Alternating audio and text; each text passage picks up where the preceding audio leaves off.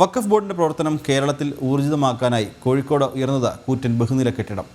കെട്ടിക്കിടക്കുന്ന ഫയലുകളുടെ നീക്കുപോക്ക് അതിവേഗം നടത്താനും വഖഫിന്റെ പ്രവർത്തനങ്ങൾ കേരളത്തിൽ വ്യാപിപ്പിക്കാനുമുള്ള നീക്കത്തിന്റെ ആദ്യ പടിയാണ് പുതിയ കെട്ടിടം. കേരളത്തിൽ ഒന്നാകെ വഖഫ് നോട്ടീസ് അയച്ചത് 1400 സ്ഥലങ്ങളിലേക്ക്. ഇത് തിരിച്ചുപിടിക്കാനുള്ള നീക്കമാകും ആദ്യം നടക്കുക.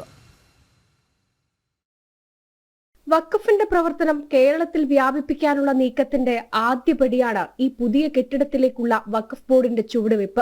കെട്ടിടത്തിലേക്ക് മാറിയതോടെ ഇനി വഖഫ് ബോർഡിന്റെ പ്രവർത്തനം കേരളത്തിൽ ഊർജിതമാക്കുമെന്ന് വഖഫ് ബോർഡ് ചെയർമാൻ MK സക്കീർ തന്നെ പറഞ്ഞു കഴിഞ്ഞു.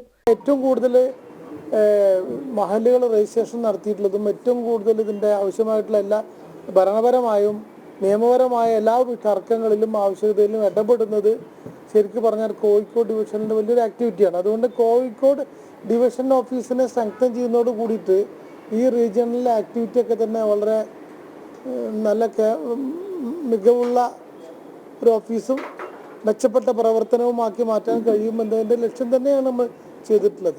കേരള സംസ്ഥാന വഖഫ് ബോർഡ് അതിന്റെ പ്രവർത്തന പഥത്തിൽ മറ്റൊരു സുപ്രധാന പാതയിലേക്ക് കടക്കുകയാണ് എന്ന് തീർച്ച.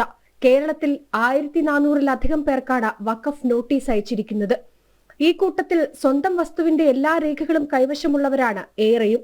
ആ ഭൂമിയടക്കം തിരിച്ചുപിടിക്കാനുള്ള നീക്കമായിരിക്കും വഖഫ് ഊർജിതമാക്കുക. വഖഫ് ട്രൈബ്യൂണലിനെ ബന്ധപ്പെട്ടിട്ടും വേട്ടക്കാരനൊപ്പം നിൽക്കുന്ന നിലപാടാണ് ട്രൈബ്യൂണൽ സ്വീകരിക്കുന്നതെന്ന മുൻ അനുഭവങ്ങളിൽ നിന്ന് വ്യക്തം. ഞങ്ങൾ 4 ആളാണ് ഉടമ. ഈ ഉടമകൾക്കല്ലാതെ വേറെയും എൻ്റെ സഹോദരങ്ങൾക്കും മരിച്ചുപോയ സഹോദരന്റെ മക്കൾക്കും വരെ ഒരു നോട്ടീസ് ഇങ്ങനെ അയക്കും. അവരെ ഇങ്ങനെ ഭീഷണിപ്പെടുത്തുകയാണ്. എന്താണ് ഇവരുടെ ഉദ്ദേശം എന്ന് മനസ്സിലായില്ല.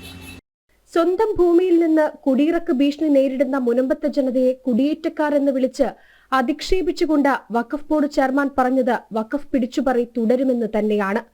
അതൊരു മുന്നറിയിപ്പ് കൂടിയാണ്. നോട്ടീസ് അയച്ചവർക്ക് വീണ്ടും വീണ്ടും നോട്ടീസ് അയച്ചുകൊണ്ട് വഖഫ് ബോർഡ് അതിന്റെ പ്രവർത്തനം ഊർജിതമാക്കാനുള്ള ശ്രമങ്ങൾ തുടങ്ങിക്കഴിഞ്ഞു. ജനം, കോഴിക്കോട്.